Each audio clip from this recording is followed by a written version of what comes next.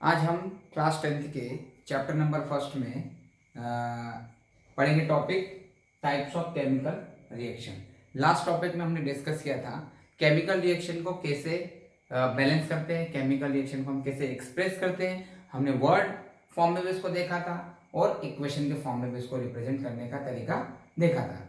आज हम देखेंगे कि इसको कितनी कैटेगरी में हम कैटेगराइज कर सकते हैं केमिकल रिएक्शन के टाइप्स में।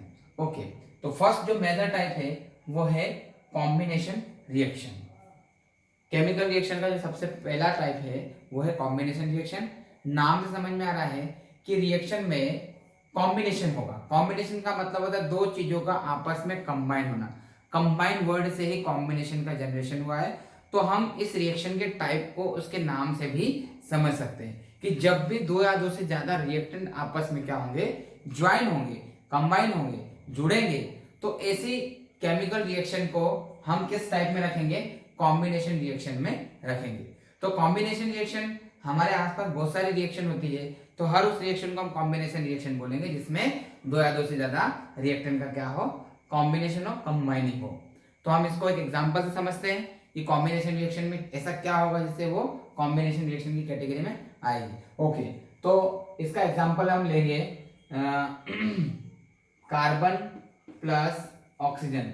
जैसा कि हमने ये एग्जांपल पहले भी एक बार देख चुके हैं, तो वो हमको समझने में इजी रहेगा कि किस तरीके से इसमें कॉम्बिनेशन रिएक्शन हो रही है। यहाँ पर दिख रहा है एक एलिमेंट कार्बन है और दूसरा ऑक्सीजन है, दोनों के बीच में क्या हो रहा है, कॉम्बिनेशन हो रहा है, कंबाइन हो रहे हैं। तो कंबाइन होने के बाद क्या बनाएंगे, कार्बन डाई ऑक्साइड। तो इस रिएक्शन को हम किस कैटेगरी में रखेंगे, कॉम्बिनेशन रिएक्शन की कैटेगरी में रखेंगे। यानी कि दो चीजों का क्या हो रहा है, यहाँ पर है कॉम्बिनेशन हो रहा है, कंबाइनिंग हो रहा है। तो अब देखो रिएक्टेंट कभी भी सिंगल नहीं होगा, किसमें, कॉम्बिनेशन रिएक्शन में, क्योंकि सिंगल रिएक्टेंट किससे कंबाइन होगा, वो अपने आप से कंबाइन तो हो नहीं सकता। मतलब कॉम्बिनेशन रिएक्शन का एक ड्रॉबैक ये है, या हम बोल सकते हैं इसकी मैंडेटरी कंडीशन ये है कि हमको उसमें कम से कम दो रिएक्टेंट तो चाहिए।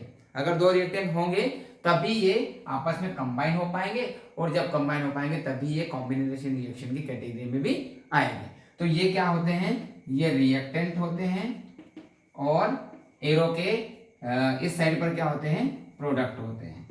प्रोडक्ट इस रिएक्शन में एक भी बन सकता है, दो भी बन सकते हैं। It is depend upon the number of reactant, कि आप नंबर ऑफ रिएक्टेंट कितने लेते हैं। अगर आपने केवल दो रिएक्टेंट लिए हैं तो स्वाभाविक सी बात है कि कॉम्बिनेशन के बाद उस रिएक्शन में प्रोडक्ट केवल एक ही बनेगा।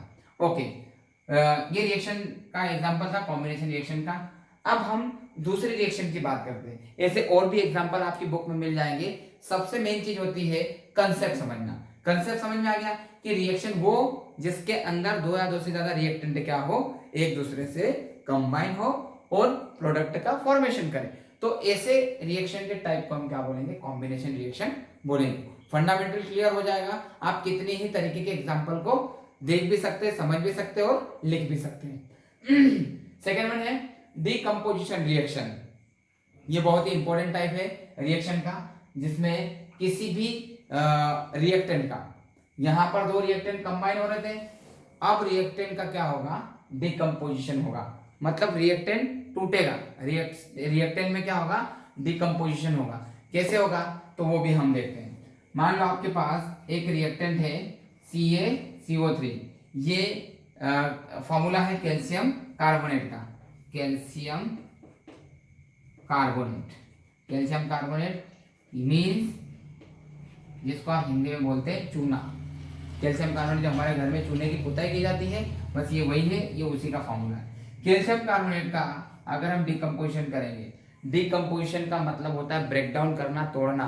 किसी भी चीज को जब तोड़ना होता है तो हमको उसको क्या देना पड़ेगी, हीट देना पड़ेगी, टेम्परेचर देना पड़ेगा। तो हम क्या करेंगे, इसको हीट देंगे, टेम्परेचर देंगे। ये सिंबल होता है हीटिंग का। जब भी ये कहीं पर लगाया जाता है तो समझ जाइए कि वहां पर रिएक्शन में कहीं ना कहीं टेम्परेचर का हम क्या कर रहे हैं, इंक्रीमेंट कर रहे हैं। टेम्परेचर देंगे तो इसका जो ब्रेकडाउन होगा वो दो चीजों में होगा, एक होगा कैल्शियम ऑक्साइड में और दूसरा होगा कार्बन डाइऑक्साइड में। ये डिकम्पोजिशन है, एक रिएक्टेंट था, दो में टूटा है, नाम है डिकम्पोजिशन। टूटेंगे तो स्वाभाविक सी बात है, अगर एक ने पार्टिसिपेट किया है तो दो बनेंगे, अगर दो पार्टिसिपेट करो टूट रहे तो या तो तीन बन जाएंगे या चार बन जाएंगे। ठीक है, तो डिकम्पोजिशन इसका मतलब टूटना दिखेगा आपको रिएक्शन में। तो देखो यहाँ पर हमको ब्रेकअप दिख रहा है, किसका किसका ब्रेकअप दिख रहा है, कैल्शियम ऑक्साइड का और कार्बन डाइऑक्साइड का। किससे ब्रेकअप हो रहा है, कैल्शियम कार्बोनेट से। इसको बोलते हैं कैल्शियम ऑक्साइड, कैल्शियम ऑक्साइड, और इसका नाम तो आप जानते ही हैं कार्बन डाइऑक्साइड, कार्बन डाइऑक्साइड। इसको बोलेंगे डिकम्पोजिशन रिएक्शन। ये पहले का एग्जांपल है और ये दूसरे रिएक्शन का एग्जांपल है।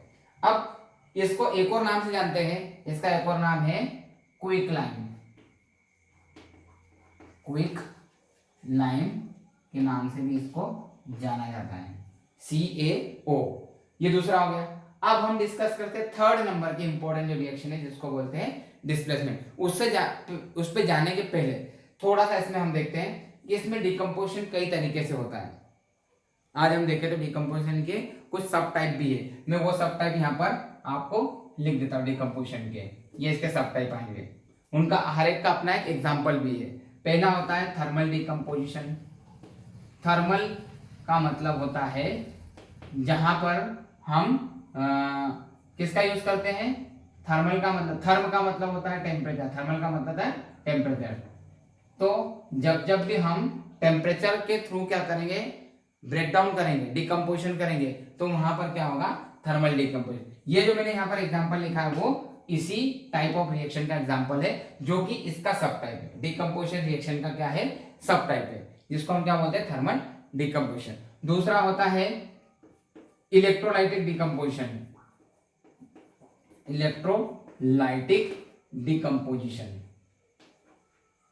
इलेक्ट्रोलाइटिक डिकम्पोजिशन का नाम सीधा सा है, इलेक्ट्रिसिटी का जब हम यूज करेंगे, करंट का जब हम यूज करेंगे डिकम्पोजिशन करने के लिए, तो हम उसको बोलेंगे इलेक्ट्रोलाइटिक डिकम्पोजिशन। ये भी इसका दूसरा सब टाइप है। ओके, थर्ड होता है photolytic decomposition, photolytic decomposition. Photolytic decomposition का मतलब है लाइट की प्रेजेंस में, जब भी हम लाइट की प्रेजेंस में किसी चीज का डिकम्पोजिशन करेंगे, उसको हम छोटे पार्ट्स में तोड़ेंगे, तो वहां पर आएगा फोटोलाइटिक डिकम्पोजिशन। ये आपको नॉलेज के तौर पर पता होना चाहिए कि डिकम्पोजिशन रिएक्शन कितने टाइप की होती है। तो रिएक्शन के टाइप तो 4 है, लेकिन डिकम्पोजिशन रिएक्शन के टाइप कितने होते हैं, 3 होते हैं। ये मैंने यहाँ पर लिख दिए, सभी के अपने अपने एग्जाम्पल है। जब वीडियो काफी बड़ा हो जाएगा इसलिए मैं इसको एग्जाम्पल को यहाँ पर नहीं लिख रहा हूँ। हम अगले रिएक्शन के टाइप पर चलते हैं, डिस्प्लेसमेंट रिएक्शन। और डिस्प्लेसमेंट रिएक्शन क्या होगा, डिस्प्लेस, मिसप्लेस, नाम सुना होगा, मिसप्लेस कर देना, चीजों को एक जगह से दूसरी जगह पे हटा के रख देना। ठीक है, मिसप्लेस करना या डिस्प्लेस करना। डिस्प्लेस करने का मतलब होता है कि किसी भी ऐसी रिएक्शन जिसमें एक रिएक्टेंट दूसरे रिएक्टेंट को क्या कर देगा, डिस्प्लेस कर देगा, हटा देगा। ठीक है, वहां पर क्या होगा, डिस्प्लेसमेंट रिएक्शन होगा। जैसे डिस्प्लेसमेंट रिएक्शन में अगर हम बात करें तो किसी चीज को किसी रिएक्शन से क्या करना, हटाना। ओके, तो जो दो टाइप ऑफ रिएक्शन है उनमें डिस्प्लेसमेंट जो रिएक्शन है, डिस्प्लेसमेंट रिएक्शन को हम इसमें देखते हैं आगे। मैं इसको एक एग्जांपल से आपको एक्सप्लेन करता हूं, वेट अ मिनट। ओके, क्या एग्जांपल रहेगा डिस्प्लेसमेंट रिएक्शन का, इसमें एक चीज को हम दूसरी चीज से डिस्प्लेस कर रहे हैं, तो क्या करेंगे, देखो आयरन प्लस कॉपर सल्फेट का जब हम सॉल्यूशन लेंगे तो इसमें रिएक्शन कैसा होगा, ये जो कॉपर है ये आयरन से क्या हो जाएगा, डिस्प्लेस हो जाएगा। मतलब कॉपर आयरन को क्या कर देगा, वहां से हटा देगा। कैसे हटाएगा, तो देखो अगला जो रिएक्शन होने के बाद जो चीज बनेगी वो कैसे बनेगी, FeSO4 प्लस कॉपर। आयरन ने कॉपर की जगह को ले लिया है, या यूं कह सकते हैं कि कॉपर ने आयरन की जगह को ले लिया, मतलब इस आयरन ने इस कॉपर को उसकी जगह से डिस्प्लेस कर दिया। तो इसको बोलेंगे हम डिस्प्लेसमेंट रिएक्शन। ये डिस्प्लेसमेंट की कैटेगरी में आता है। अगर ऐसा ही एक और रिएक्शन देखना चाहे तो हम देखेंगे Zn प्लस CuSO4, जिंक और कॉपर सल्फेट जब हम लेंगे तो हमको मिलेगा ZnSO4 प्लस Cu। ये भी एक एग्जांपल है किसका, डिस्प्लेसमेंट रिएक्शन का। अब हम बात करते हैं लास्ट और इंपॉर्टेंट टाइप्स ऑफ रिएक्शन का वो है डबल डिस्प्लेसमेंट रिएक्शन।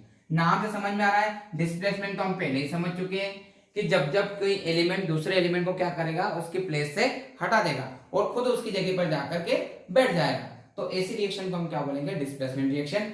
अब डबल डिस्प्लेसमेंट का मतलब होगा कि जब दो एलिमेंट एक दूसरे की जगह को एक्सचेंज कर ले, जब दो एलिमेंट एक दूसरे की जगह को क्या कर ले, बदल ले, तो वहां पर कौन सी रिएक्शन होगी, वहां पर होगी डबल डिस्प्लेसमेंट रिएक्शन।